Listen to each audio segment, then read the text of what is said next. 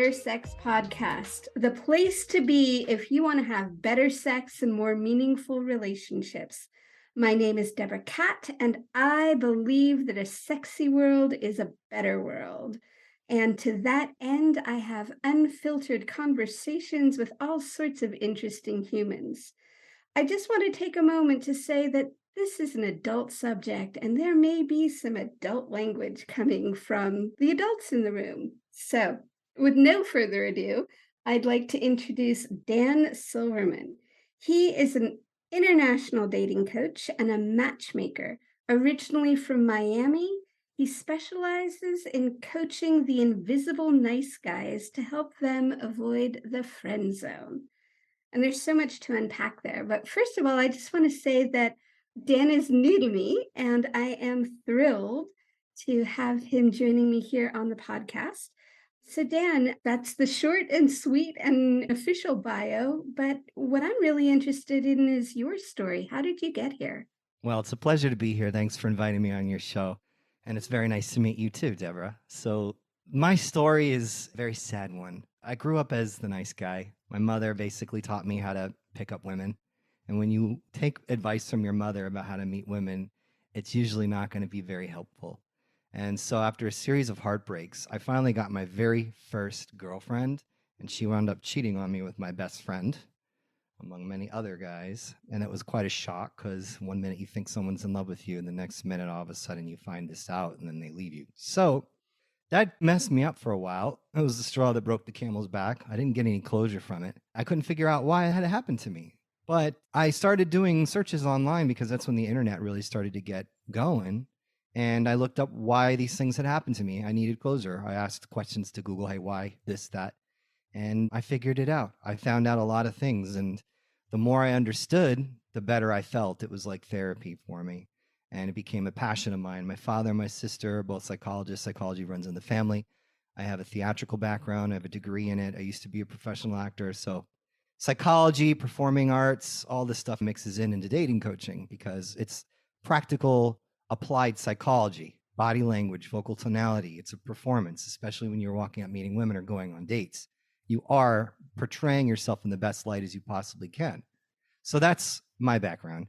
And how is it that you started putting all these things together and decided, I think I'm going to be a matchmaker or a coach? What was that like? People to practice with because it's really scary to go out there on your own and try to get over your fear, your insecurities about women. And when you have guys to do it with and friends, it just makes it a lot easier. So I would try to find friends and I'd set up this group, a self-improvement group in Miami to get guys to come together and practice. So I'd hold meetings and bring dudes together. Started out with just like maybe 4 or 5. And what I would do, since I was more advanced after a while than everybody else, I would just take guys out and just for fun because I wanted to train more wingmen to come out. I didn't want to do this by myself. And then someone gave me the idea, hey, you should charge for this. And I said, you're right. So one weekend I charged $300 or $350 for like 3-day boot camp where I'd take guys out and I had 2 guys sign up and I was doing it with another guy. And then that's how the whole business got started.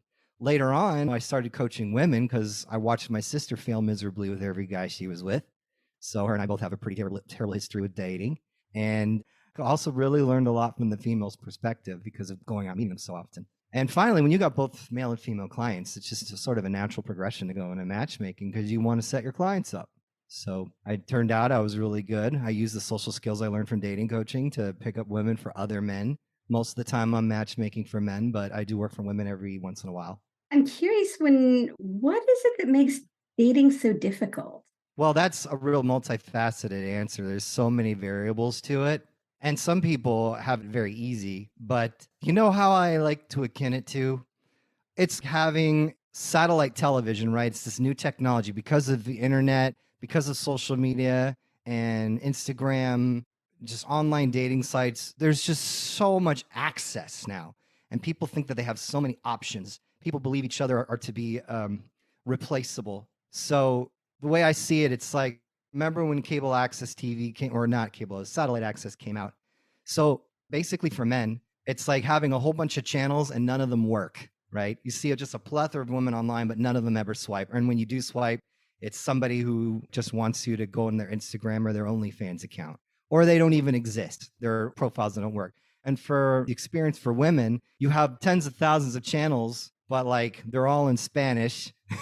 Nobody, you can't understand what it is, or they're just really garbage TV. And there's lots of options for women, but they don't like any of the options they have. So that's why it's difficult. So for men have no options and women have bad options. That's typically how it is for like the difference between men and women. And that's why I'm a big proponent of doing it the old fashioned way, which is a cold approach, where you go to events or you meet a woman off the street or you go to a festival and you meet women, particularly in things that you're like interested in, so that you can find women who are like-minded. And when you meet someone in person, it's much easier to make an actual connection. It's also harder for them to lie to you and misrepresent themselves. And as a guy who's fairly average looking, I can get much better looking women in person than I ever could online. Because all a man has to do online is to have really great photos. If he's not good looking, he's going to have a very, very difficult time. If he's not 6 feet tall, he's going to have a very difficult time. But in person, with your personality, you can get access to some pretty unique, wonderful, amazing, and beautiful women. So it sounds like what you're saying is that meeting in person is far superior to meeting online. And it sounds like what you're saying that men get to use their personalities, and that is, I would almost say their secret weapon, because it's like I don't think women necessarily are expecting that because of the swipe culture. Would you agree? Did I get that right? Yeah, actually, it's true. Women, I feel that they appreciate the approach a lot more than they used to maybe 10 years ago, because I've been doing this since 2006.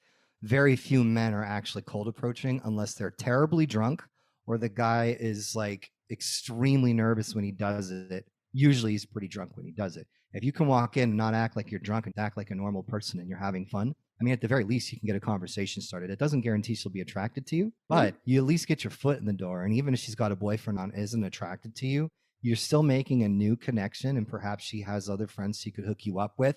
Perhaps she'll walk around the venue and meet other people with you. So there's lots of benefit to doing it. And it's a social skill that can apply to not only with women, but to your business, to networking and making friends. It's a universal skill to learn that applies all over your life rather than just trying to do pickup. I love the image of walking around an event together and introducing each other to people, or it's almost the instant wing person. Oh yeah, absolutely. Like I like to recruit. So for example, sometimes women, we might not necessarily really like each other, might not be very attracted to each other after the date. It's just not going well.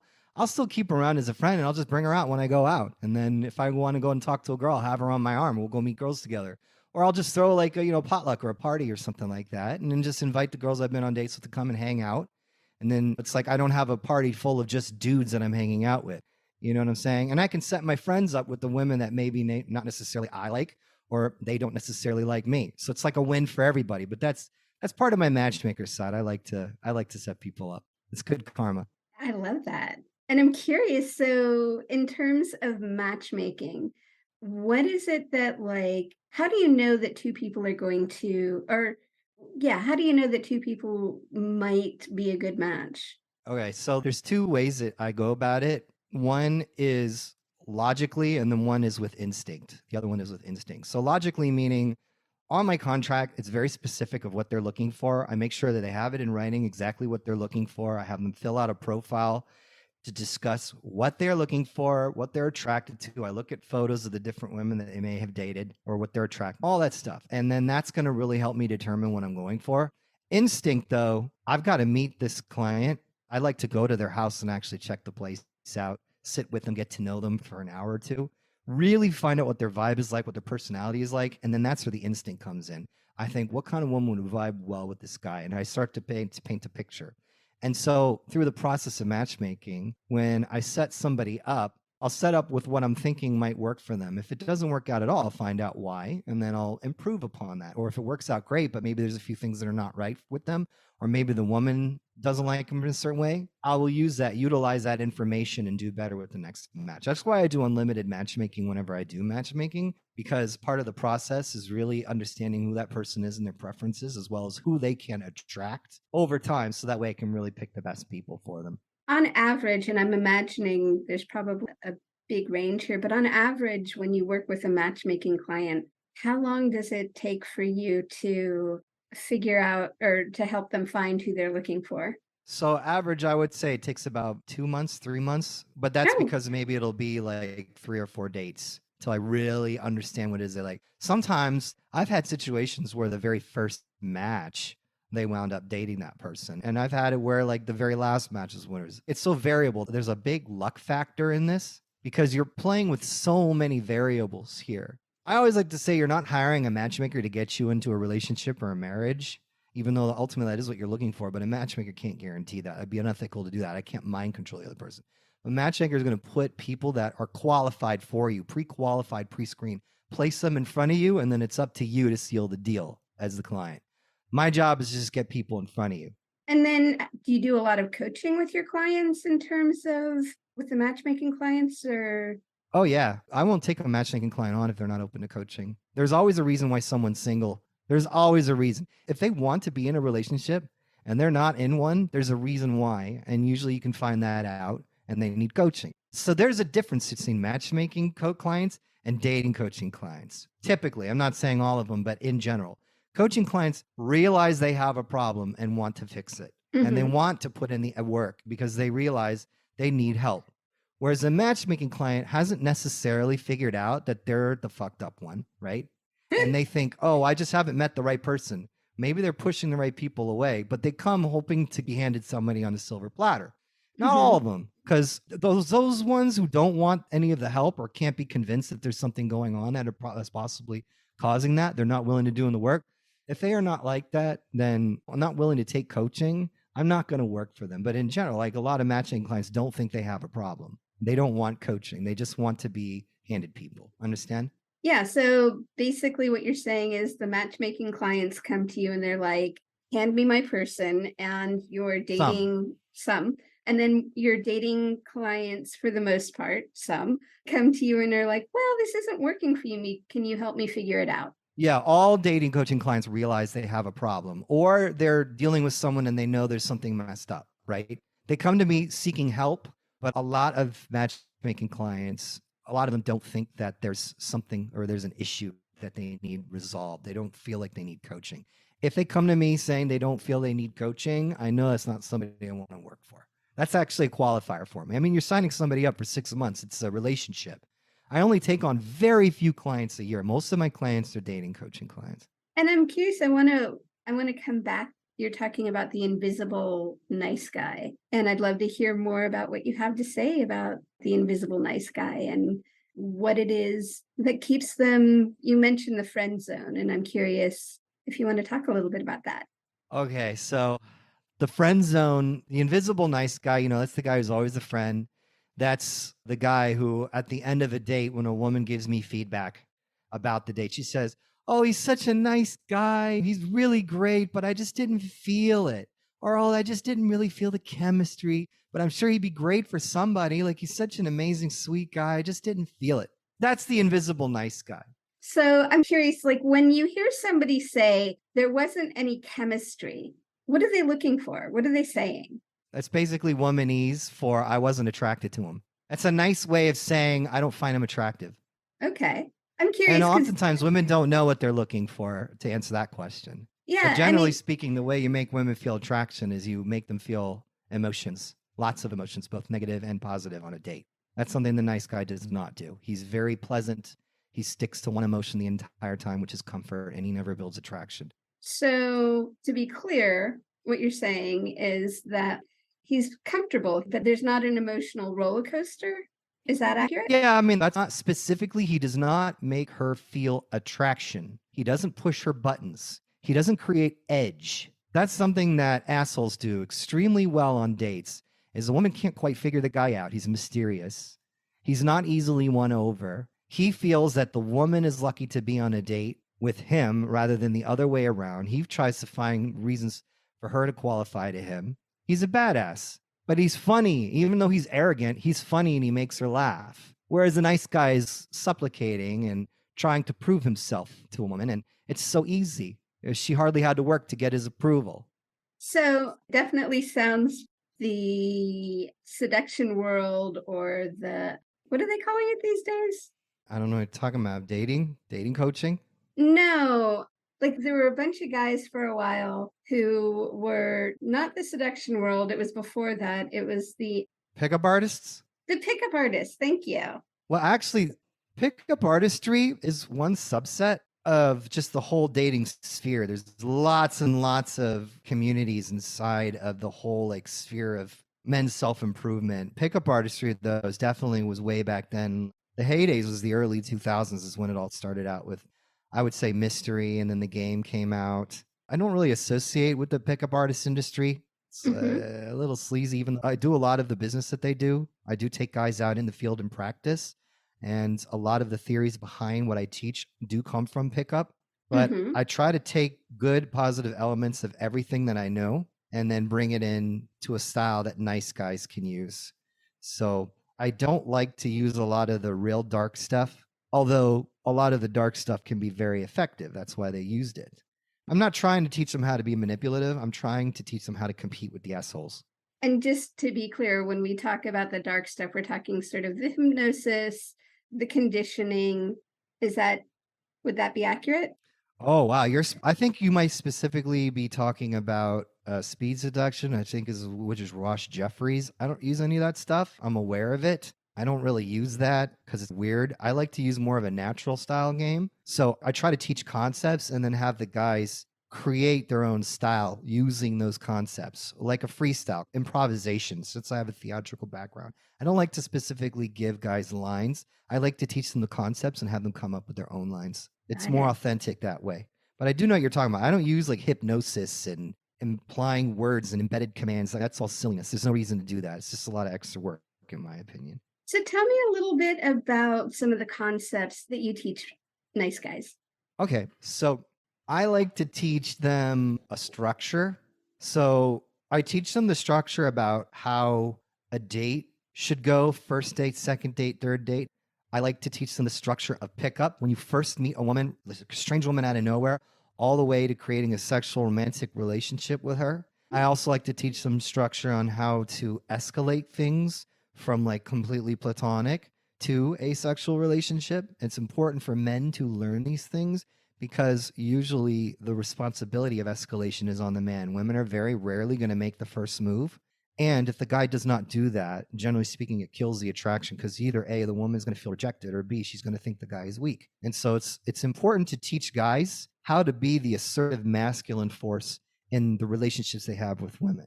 Oftentimes what I get complaints from like women and particularly female clients is that most guys are just very like passive and effeminate, and they don't really like have the balls. What they say that to me a lot, actually. So I'm teaching these guys how to do that, but in a way that's like comfortable. It keeps a woman feeling comfortable and makes it fun. That's a really big important part. So a lot of guys feel lost. This stuff isn't taught in school. Their fathers failed them and didn't teach them this stuff either, and their mothers are teaching them completely the wrong things as well. Their mothers all have good intentions, I'm sure, but they're teaching them how to be a better servant to a woman, not a man that a woman can respect and admire and be attracted to. And then I'm curious, here on the West Coast, one of the things we talk a lot about is consent. And I'm curious how Hmm? that fits into your framework. Yeah, okay. So let's just take it from like escalation, like physical escalation. So I teach some concepts in physical escalations for nice guys because they really don't know what they're doing. And oftentimes, nice guys err on the side of huge caution. They won't make moves. And then, of course, it fizzles out. The asshole doesn't care. He just goes for it, but he makes women uncomfortable. But he oftentimes will get women a lot more than the nice guy will because he at least tries. So when it comes to consent, if you just straight up ask a woman every single time you're going to make a move or some physical escalation, then you're going to kill the anticipation. You don't necessarily ask all the time. I have to be careful about the things that I say here. Don't eat paint. There are things that are very obvious. You know what I'm saying? If you're making a huge, bold move, that's not a good idea without asking for consent. What I'm talking about is you start slow and work your way up. So, for example, you're not going to ask consent to hold a woman's hand. Like, say, for example, when you're about to walk across the street, you might put your hand out and say, "Here, let me help you," or something like that, or whatever. You just say, "Here." You hold your hand out, right? You don't say, "Hi, can I hold your hand?" That's really cringeworthy. And so she can either accept it and you hold your hand back or not.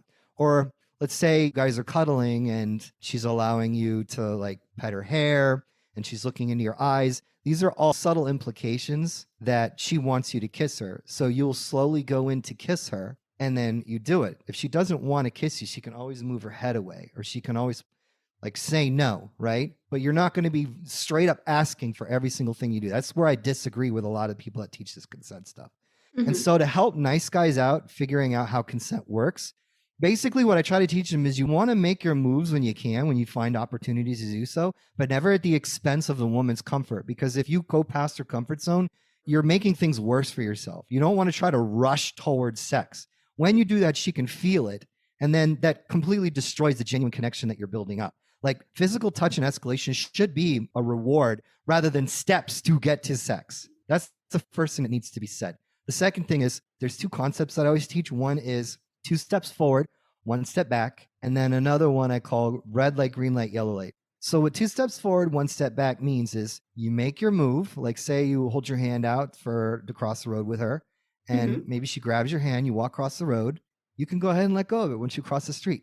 And what that does is it creates a vacuum of space that she's going to want to fill, because if she liked it, she's going to enjoy that and want you to do that again. So women almost never make the first move, but as a guy, if you've made the first move, she's now going to feel okay to make that move now that you did it. So that way it's mutual escalation. You're the one that starts it, but she can also continue to do that. She can also continue, like say, for example, if you kiss a woman for the first time, maybe you make out for the first time and you pull away instead of just try to escalate further and further, she's letting you do that. You lean back after you're kissing, almost like, okay, we got to calm down here. Like, it's kind of driving me crazy. I keep my brain okay now, right? Almost like telling her like she's the one seducing you, right? You lean back. I'm just trying to get to know you. Let's just chill for a second, all right? Come on, you look so bad. Almost like you're accusing her of doing that. You're creating that space. You stop kissing, creating that space where now she's going to want to start kissing. That gives her an opportunity to escalate on you. You've made the first move, so now she's not going to be afraid to get rejected. She'll go ahead and start kissing you. So you're creating nice opportunities where you are both escalating on each other. But as the man, it's your job to make the first move, right? So that's 2 steps forward, 1 step back, creating that space. The second concept is vitally important to not getting me too'd when you're on your dates, all right? Red light, yellow light, green light. There are 3 responses you're going to get when you make any sort of move, any sort of escalation. So let's use kissing, for example. If I go in to give a woman a kiss, right? And she kisses me back, maybe she puts her tongue down my throat, maybe she grabs my face or my head, pulls me in, right? And really getting into it, that would be considered a green light. And what a green light means, yes, I like this, please keep going. You can escalate more. That's what that means. I'm enjoying this, escalate no more. But remember, holding on to the 2 steps forward, 1 step back concept. You don't just aggressively go for it. I mean, of course, if she's really pulling you in and she's trying to escalate, maybe you would. There are times where this is nuanced, right? Well, let's just say she makes out with you and pulls you in and really enjoys it. You're still going to pull back and create that 2 steps forward, 1 step back. But the next time you go in for another move, you can now make it more intense. That's a green light to escalate further. You can make it more intense the next time you try to escalate, but you're not trying to just go as fast as you possibly can. That just destroys the sexual tension with women. Yellow light would be the next one. So let's say you go in and the woman like maybe turns her head and smiles. I'm sure a lot of guys have experienced that. Men never do that. That's not something men do, but women will absolutely turn their head and smile away, like not let you kiss them, but they'll smile and like that you tried. That would be a yellow light. And what that represents is, this is my maximum comfort level. I don't want to go past this. I'm okay with this, but don't go past this point. That's what that means, right? And so when you get a yellow light, all that says is don't make it more intense than what you just did. Or let's say, for example, let's do the hand holding thing. We walk across the street. I reach my hand out, right?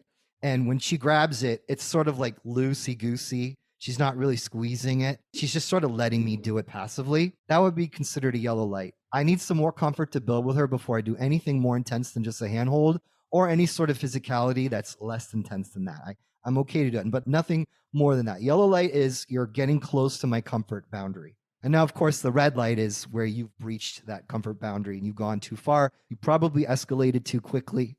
That's if you go in to go for a kiss and she's like, whoa, what are you doing? Like that, right? You move in. She says, whoa, what are you doing? Like that. Like, okay, chill. It's all right. No big deal. You chill back. Don't escalate again for a while. Take your time. You've gone too fast. You sacrificed comfort.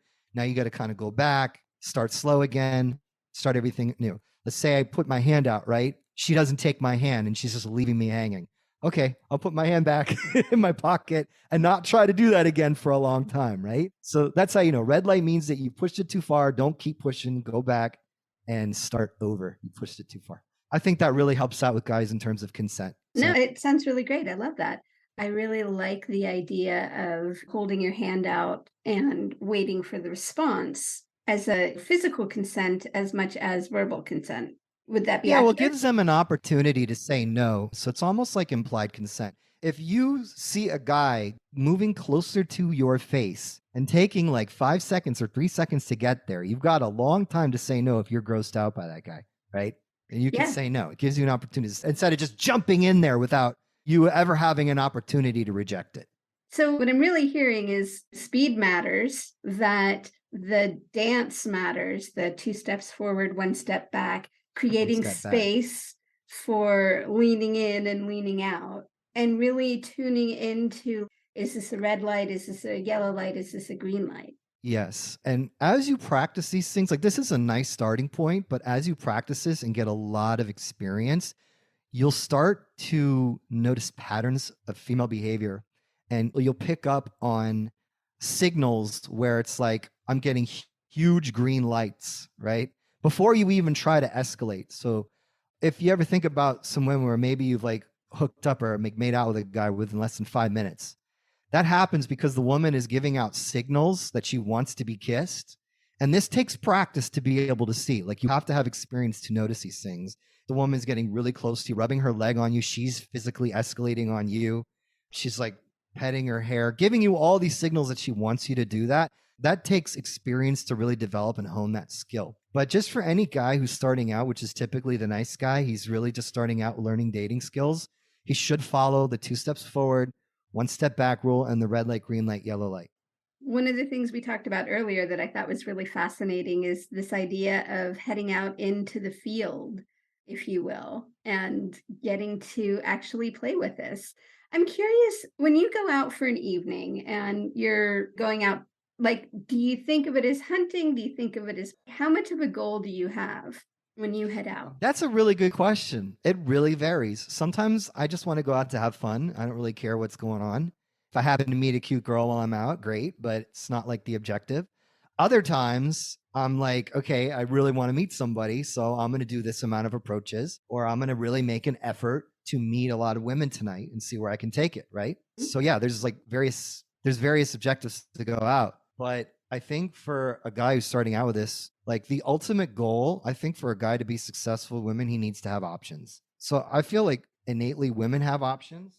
They just don't like most of their options, but men have absolutely no options. And in order to compete, in order to be valued by women and not disrespected, she has to believe that he has options. And he genuinely needs to have options. That way, when he picks a woman that will ultimately be who he spends most of his time with, or a girlfriend or a wife, he's picking out of abundance, not because this is the only woman giving him attention. So if he's first starting out, he really should go out and make it work. He needs to put in the work. In general, guys have lots of anxiety when they go out. It's not going to be fun at first. They got to get through what's called beginner's hell. And that takes roughly about 3 months or so. If they go out regularly, it'll take about 3 months where their approach anxiety goes down and they start to really enjoy because they're starting to notice little pieces of success here and there.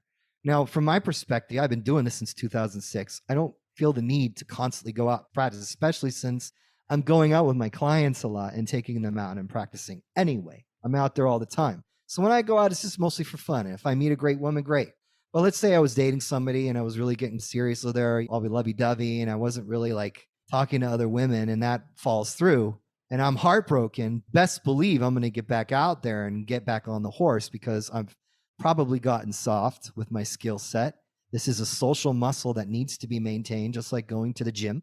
If you stop exercising, you lose that muscle. It's the same thing with social skills. So yeah, it depends. Right now, these days, it's usually just to have fun. It's just to go out and have fun. If I meet a girl, great. If I don't, I don't. So, what would you say to the guy who's like a total introvert? What do you say to him? Well, there are a lot of extremely charismatic people who are introverted. Martin Luther King, Mahatma Gandhi. I'm sure there's some presidents that are very introverted that are extremely charismatic. Charisma is a skill that can be learned. Yeah, most people who are charismatic, they're just naturally charismatic. It's a talent. Just like with acting, you can learn how to act and not just rely on your talent. If you're talented and you're skilled, you're a force to be reckoned with. But you don't need to be like a ladies' man, like some master pimp G or whatever, to get attention from women.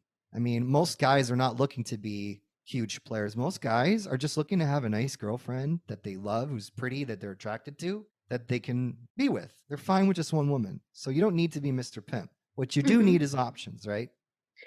Talk to your clients much about women's pleasure? If they ask me about it, yeah, absolutely. I won't get to that though unless they're about to have a session like that. Generally speaking, nice guys very rarely get to that point at all. If I have a client who's going to be taking a date home, he's like maybe having his second or third date, he's inviting her over, and Mm. absolutely, I'll tell him exactly what he can do. Yeah, for sure. I teach about that stuff. Yeah. Awesome. This is an odd question, but along the lines of sex and pleasure, I'm curious if you have conversations about reproductive responsibility. Not really. That's on them to do what they want to do. I mean, as far as what they decide to do with their sex lives, that's on them. They ask me about what my opinion on it, I'll discuss it. But in Hmm. general, it's not really what they're paying me for. I mean, if they ask me, I'm going to say, yeah, you definitely want to be protected. And if you're going to do it unprotected, you might want to get checked and have her get checked. I usually recommend don't be having unprotected sex with someone you're not going to be having sex with for a long period of time. It's much safer to be using condoms, even though a lot of people hate them. I don't personally like them either, but I use them. I use them because I want to have a dick in 10 years. I don't want to Probably be a good passing stuff strategy. around. Yes, and I get tested 3 to 6 months, every 3 to 6 months, depending on how sexually active I am. But yeah, if they ask, yeah, I do that for sure. I want to circle back just a second to talk about a little bit about charisma. And Uh-huh. I think I know what that is, but I'm curious what you would say charisma is.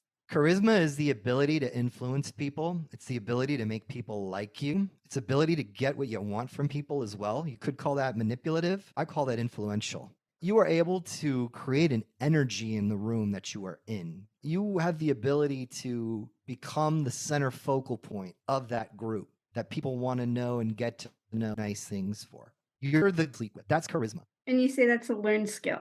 It can be a learned skill. Some people naturally have it, but it can be learned. Can you tell me more? Sure. I mean, what would you like to know about it? I mean, everything that I've been teaching these are all skills. I was not naturally good at this stuff. That's why I'm saying it. It's a learned skill. Absolutely. Well, I guess I imagine when you talk about charisma and being able to change the energy in a room, that starts to get sort of more into the like, I would imagine that probably comes out of the head and out of the logic and goes in other directions. Am I Not right? necessarily. You could use a bit of both. People who are naturally charismatic probably don't think about this stuff. They Mm. probably don't use their head. They just go with what they're feeling. There's probably elements to both of it. It's just like with acting. In acting classes, when they're training you, you already have this natural talent, or maybe you don't. There's actually two schools of thought in theater, just as a little history here. You've got the inside out and the outside in approach. So one is you were like trying to really feel what that character would feel and genuinely feel those emotions. And it's not acting, it's actually not acting at all. You're actually portraying believable emotions because they are real emotions that you're making yourself feel in the acting process. Whereas more of a technique base, you're thinking about, okay, what is the objective? What is the conflict? How would this character respond in this certain way and then portray that? It's very mechanical. So you Mhm. can be absolutely mechanical with your charisma, or you can naturally create it with how you feel and with your instincts. For me, I use elements of both. I mix the two. Because after a long time, once you learn this stuff, you don't have to think about it anymore. It becomes a part of you. You're just naturally good at it. Whenever you're really good at something, you don't have to really think about it. You're just good at it now. I love that. That's basically taking the pieces, putting them together, practicing, and the skill is no longer a practice piece. It's just more on the natural side of things. Have you ever heard of the mastery curve? Maybe, but I'm not sure. So I'm going to say, tell me, what is the mastery curve? Okay, I'll give a brief rundown of it. So, any skill that you learn, typically you're going to go through 4 stages of it. The very first stage is unconscious incompetence. That's usually where nice guys are, they fall into. They really suck at it and they don't realize that they suck. They keep screwing up their dates and like, oh, another one. Maybe I'll meet another one, right? And then finally, your girls, well, you need to learn some game. Maybe go to Coach Dan Silverman. Let me give you his card. That's where you realize, oh, okay, now I'm consciously incompetent. I see what I'm doing wrong. Dan is teaching me all the things that I'm doing wrong, and I need to correct these. Oh, I see. That's why I keep screwing it up. Oh, I've been too nice. Oh, I keep sucking up to the woman. So that's conscious incompetence. You realize that you're doing things wrong. The next step is conscious competence. You can only do it right when your mind is absolutely focused on it. If you're not thinking about it, you're going to do it wrong. You have to be very aware of what you're doing. So I might give a guy a technique and he actively has to think about it while he's doing that technique. Because if he's not thinking about it, he's not going to use that technique. Or if he uses it, he's not going to apply it properly, right? That's conscious competence. But with enough practice, if he does it several times where it becomes second nature, then he gets to the last step of the mastery curve, and that's unconscious competence. You now do it correctly and you no longer have to think about it. It has become a part of your instinct. Got it. And that is the mastery The curve. mastery curve. Yeah.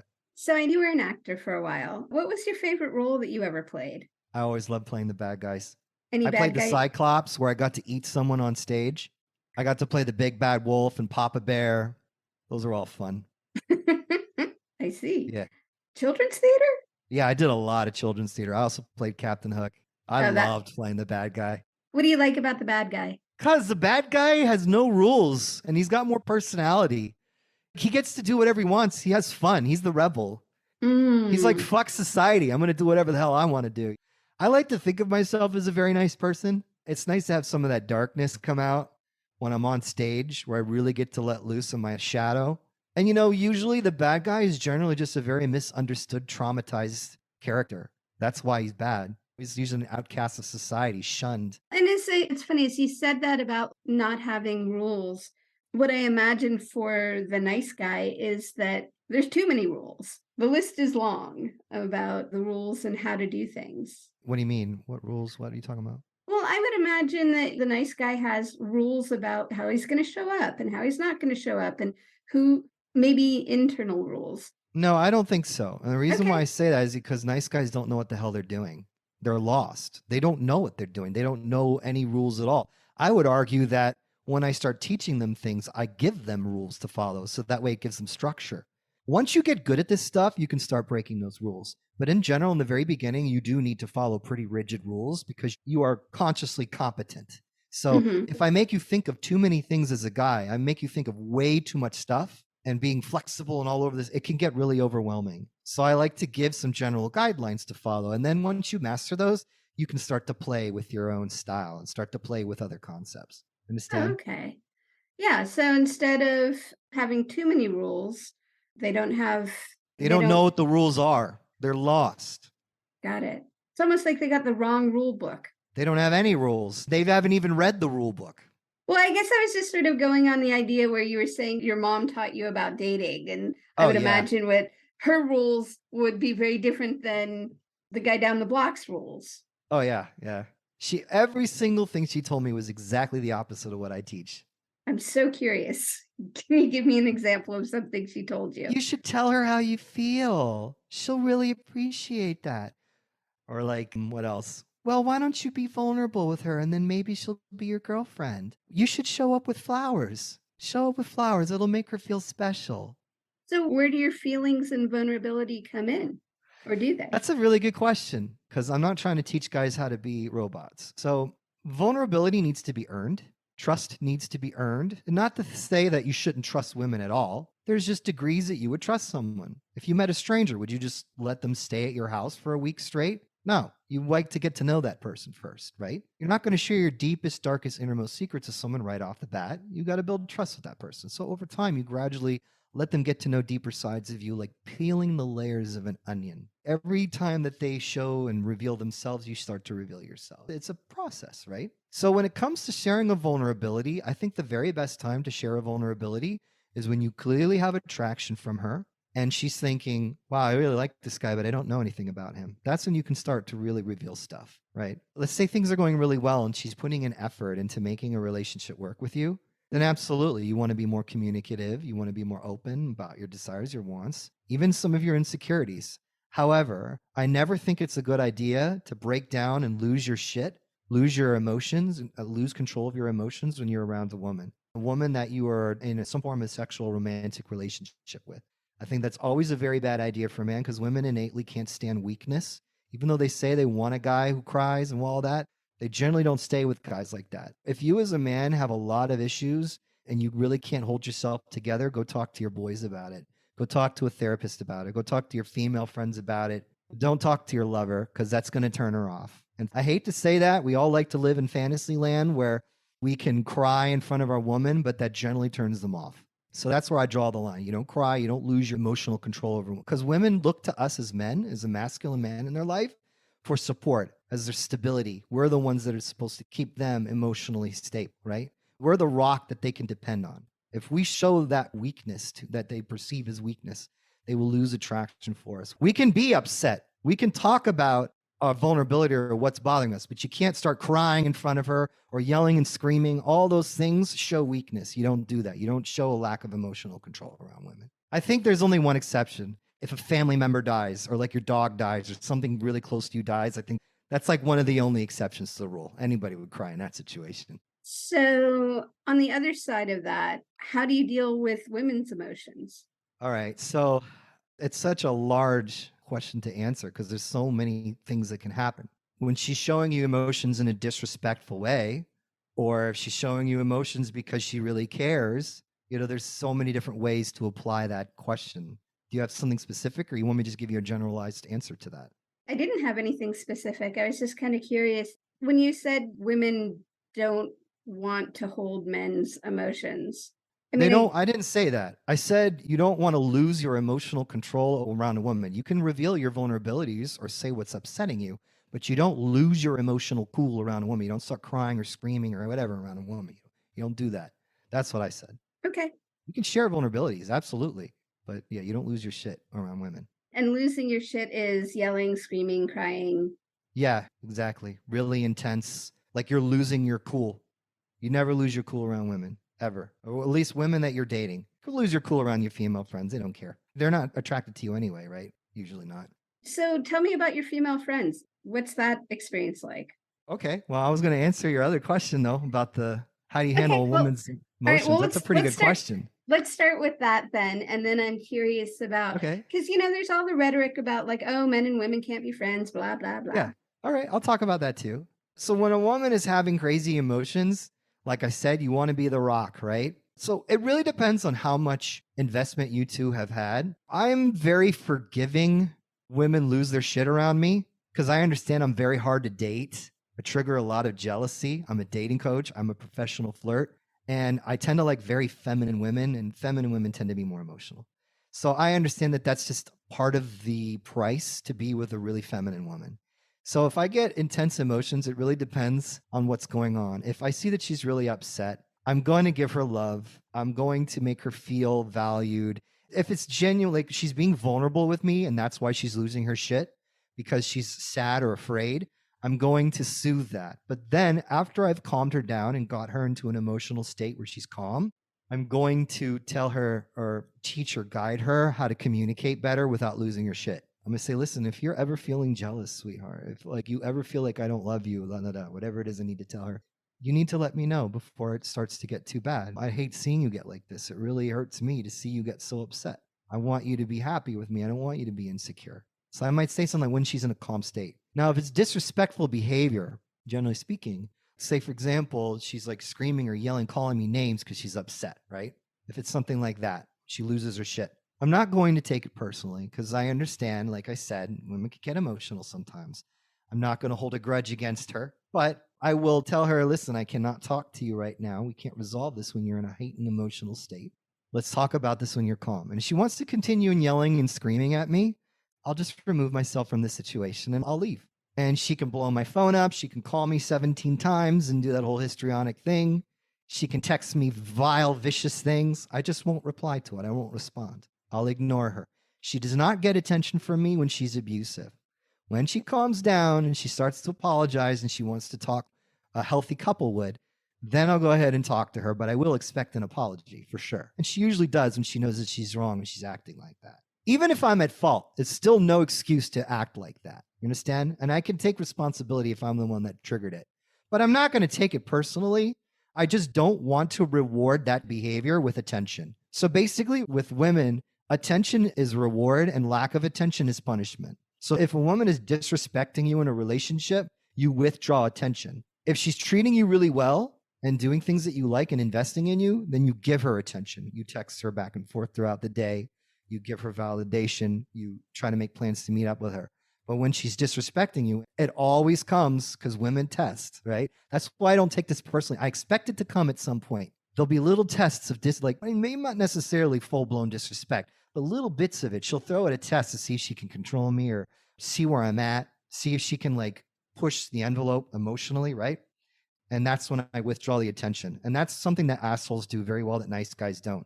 Nice guys don't stick up for themselves. And in fact, sometimes when nice guys do stick up for themselves, they lose their shit. They get super emotional and angry and scream at the woman or get upset.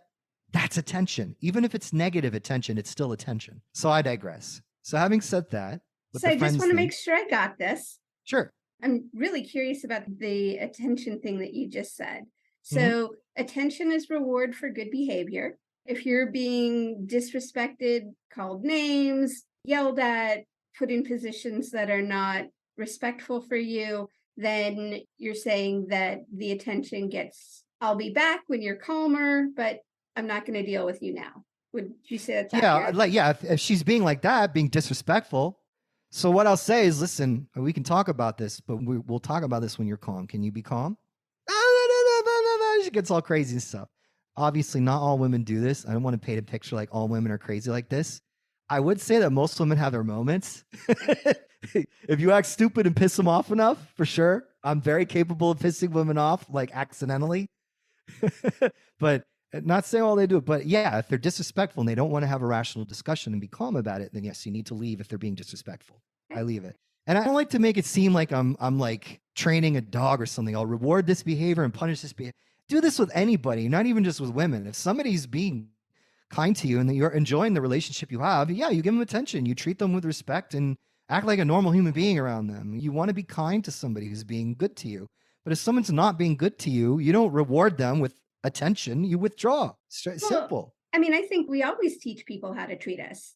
We do, yes. And I would imagine that we all get that thing. And I think that's part about when you get into longer term relationships, it's like, how do you get to be when shit's up, if you will? So I appreciate that part of the conversation. Now I want to go back to friends, women friends. Okay. I know what you're talking about, especially in the men's dating space. There's a lot of guys out there that teach it's useless to be friends with women. I understand that perspective. I don't agree with it, but I understand it. And the reason why I understand it is because most guys, not all guys, but most guys, particularly the nice guys that need the help, become friends with women because they're trying to go the sneaky fucker route. It's called sneaky fucker game. Sneaky fucker game is where a guy pretends to be a woman waiting for the day that she finally lets him in. He wants the girl, but he knows he can't sleep with her or get with her or date her. So what he has to do is try to be friends and slowly work his way in there. Some women even give that advice. They'll be friends with her first. I even had a female colleague of mine give that advice. I'm like, this is stupid fucking advice. But anyway, you don't be friends with a woman first. I mean, sure, maybe it works 1 out of 1,000 times. I've seen it happen. Yes, it can work, but it's not a strategy you should rely on. Yeah, I've seen people win the lottery too. Well, that's not really being somebody's friend. That's just waiting around in the, Waiting around. And yeah, but that's what the whole idea is, like, oh, be friends with her first and then date her. Like, no, you don't go in. So whenever I'm becoming friends with a woman, if I'm going to be friends with her, I completely get out of my mind that we're ever going to sleep together. And I will not be friends with a woman I'm very attracted to. If I'm mildly attracted to her, whatever, I can be friends with her. If I'm very attracted to her, I absolutely can't be friends with her. If I have any feelings for her, I cannot be friends with her. So I do have hard boundaries on that. But like most women who I'm mildly attracted to, I really could care less if I sleep with them or not. So if I'm going to be friends with them, it's absolutely where I make the accepting of it that I'm never going to sleep with this woman, ever. I get that out of my head. And just like with male friends, that the woman who I'm friends with has to provide some form of value to my life, whether that's really fun conversations or like we go to parties together. She might help wing me. She might want to meet my friends. I could set her up with some of my friends. She just provides some form of value in my life, right? It's not going to be a one-sided thing where I'm texting back and forth with a woman all day and I don't care about the conversation we're having and I'm giving her dating advice, but I get nothing in return. Just like with a guy, there's got to be some value I get in return. I'm going to give value and they're going to give me value. That's what friendships are all about. So the reason why the guys say, "Oh, don't ever become friends with women," is useless. The reason why they say that is because most guys get into relationships with these women that don't provide any value. There's lots of values that female friends can provide. Going to social events, having two female friends on your arms is going to get you noticed by all the women at that party or event if you're walking around with a couple attractive women. The other thing is they have female friends. Say, for example, you go on a date with a woman and it turns out she's not really attracted to you and you're mildly attracted to her, but you're fine being friends with her. Then, yeah, she'll throw a house party, right? Or maybe you guys can go out together when she's inviting all of her female friends. Women who throw parties tend to have mostly women come to their parties, right? And when a guy's throwing a party, it's usually going to be guys going to the party. Having female friends gives you access to all of their female friends. There's lots of value to being friends with a woman. You could take her to a dance place where you can meet other women. You guys go dancing together, and then you two are dancing, and you look really great when you're dancing. Say you're like really good at dancing, right? And you go there, you show off your skills. Other women are going to want to come up and dance with you because you're with a woman, right? And when you're with a woman, that makes you look like you're not an axe murderer. You're safe to talk to. It provides safety. You're pre-selected by a woman, so other women are going to want to talk to you. Do you right? dance? Yeah, I'm a dancer. I dance salsa and swing, a lot of Latin music. Oh, nice. That's actually one of the things I suggest to people is you want to meet people, go dancing. Take a I love dance it. I class or love two. dancing. Yeah, it's great. It's great exercise, and you don't have to drink. So, what are you passionate about these days? What are you passionate about? I'm trying to create a lifestyle where I'm traveling like crazy. I want to travel all over the world and coach guys. And I'm thinking about doing like a vacation package where it's like an all expenses paid, everything's already planned. And then over the weekend, we would go out and go talk to women and try to help the guy out, right? So I'd really like to set something up like that. I mean, I'm already traveling like crazy. I'm hardly ever in Austin right now, which is where I live. But, I was in Munich, I was in Colombia, I was in Cancun. I'm going to Miami tomorrow. I'm going to go to California in a couple weeks. Then I'm going to Scottsdale. I just love it. I love traveling all over the place. It's wonderful. And it looks like you do some collaboration with folks too. Yeah, a majority of my business, still comes from Miami website, but a lot of my business comes from other folks in the industry because there's very few people that are doing what I'm doing. I give a very masculine perspective on dating advice for men that most women can't teach because most women don't know what it's like to be a nice guy dating heterosexual women. It's like women can only give so much advice to guys to a certain point. Like you can talk about it from the perspective of the woman, right? But still, it's trying to learn tennis from someone who's never played tennis in their entire life, only had balls hit at them. You want to talk to the tennis player. If you want to learn how to hunt, you ask the hunter. You don't ask the deer. For a man, dating is far harder than it is for a woman because women are always looking for reasons to disqualify you, whereas men are always trying to find reasons to keep you around. And men are generally ones that are the chasers, the pursuers. And we're the ones that have to show all these amazing things, right? Which is why guys who can get a lot of women are looked up to, whereas a woman who gets with a lot of guys is looked down on because it's much harder for a man to get a lot of women than it is for a woman to get a lot of men. So when you're getting advice from a woman, yeah, they have some valuable advice to give from a female perspective, but they can't teach pickup. They can't teach how to actually like approach, talk to, escalate things, take it to a certain level because they've never done it before. You understand? So I provide that in the whole matchmaker sphere that I belong to. I coach all their clients. There's really nobody else that's doing this stuff. It's very valuable stuff too because these nice guys just get run over by the players, by the assholes who get all the women. So speaking of which, do you have anything coming up that you want to let us know about? Well, I'm traveling to Miami. I'm doing infield stuff. I'm traveling to Miami in December. And then late December, I'm going to California. I'll be in San Francisco, San Diego, and LA. Then I'm going to Scottsdale to do an event right after January is over. So like sometime in the beginning of January. So yeah, if anybody wants to reach out or work with me in person, I'm down to do it.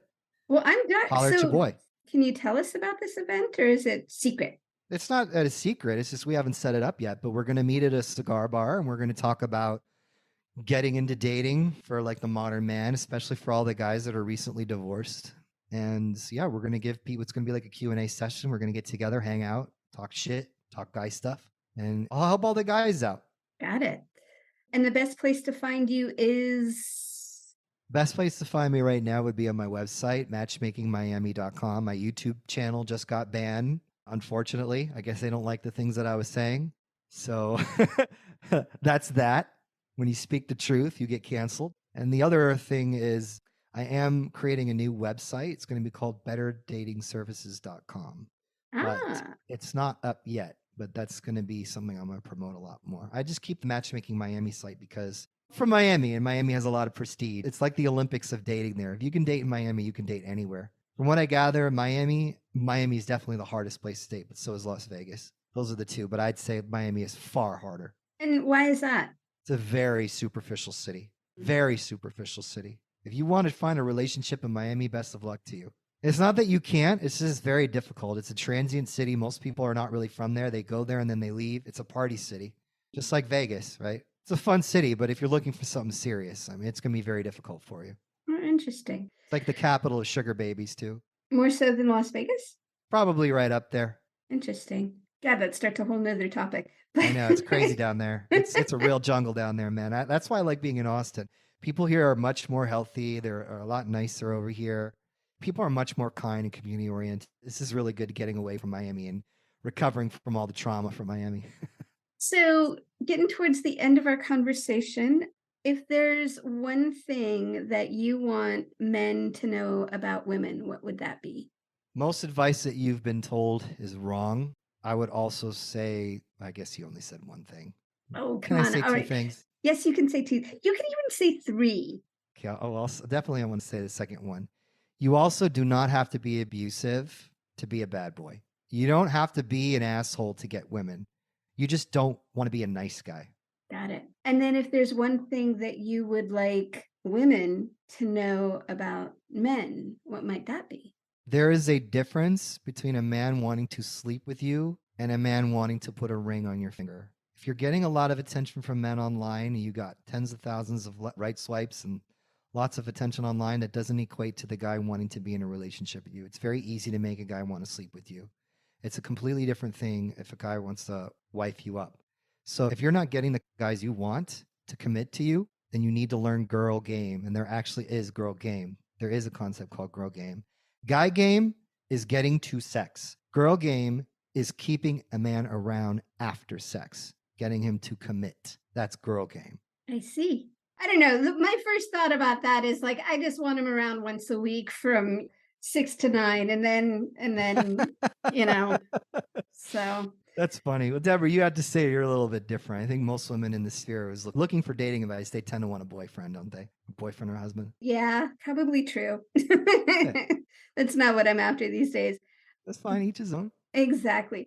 But I thank you so very, very much. And then my last question is, if there's one thing you want somebody to walk away with here today from our conversation, and I know we've gone through all sorts of different places and spaces, what might that be? Well, I hope that they can remember, at least the guys who have been listening, that charisma is a skill. You're not hopeless. You're not totally fucked. If you really, really put the effort in and put in the work, then you could get the results you want from dating.